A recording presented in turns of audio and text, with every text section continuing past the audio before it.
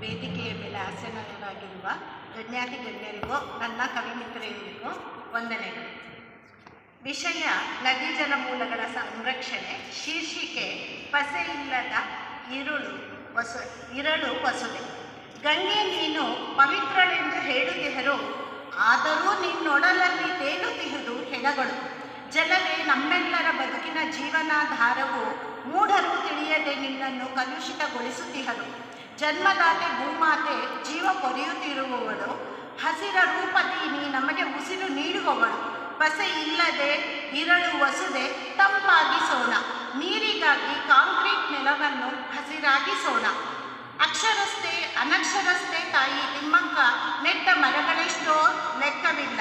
ಜೀವ ಸಂಕುಲ ಪಡೆಯುವುದು ಆರೋಗ್ಯವನ್ನು ಪಕ್ಕ.